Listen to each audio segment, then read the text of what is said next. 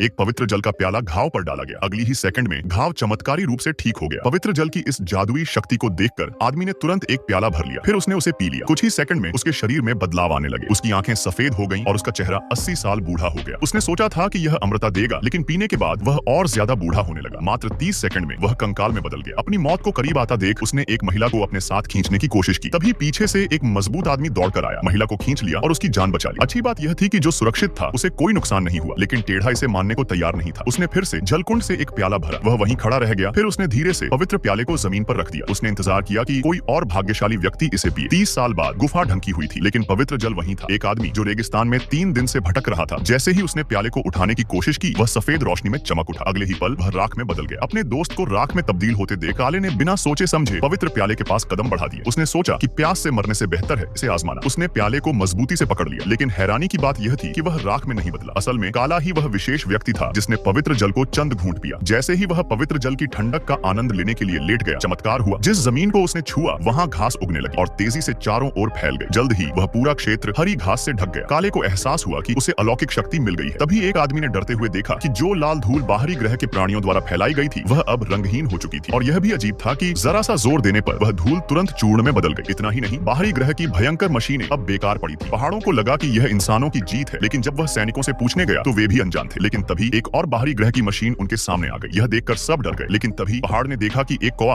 आसानी से मशीन के ऊपर उड़ सकता था। इसका मतलब था कि उसकी सुरक्षा ढाल खत्म हो चुकी थी। उसने तुरंत इस खबर को अपने कमांडर को दी। जब कमांडर ने इसे देखा तो उसे भी एहसास हुआ कि मशीन में कुछ गड़बड़ है। उसने तुरंत हमले का आदेश दिया और सच में पहले जो अजेय लग रही थी अब वह जवाब देने में असमर्थ थी। सैनिकों ने अपने हमले तेज कर दिए और मात्र 2.5 मिनट में वह मशीन नष्ट हो गई। जब सैनिकों ने करीब जाकर देखा तो बाहरी ग्रह के जीवों की लड़ने की शक्ति खत्म हो चुकी थी। उनकी पूरी सेना निष्क्रिय हो चुकी थी। लेकिन यह जीत इंसानों की वजह से नहीं हुई थी, बल्कि यह धरती के सूक्ष्म जीवों की जीत थी, क्योंकि बाहरी जीवों का हमारी दुनिया से कोई तालमेल नहीं था।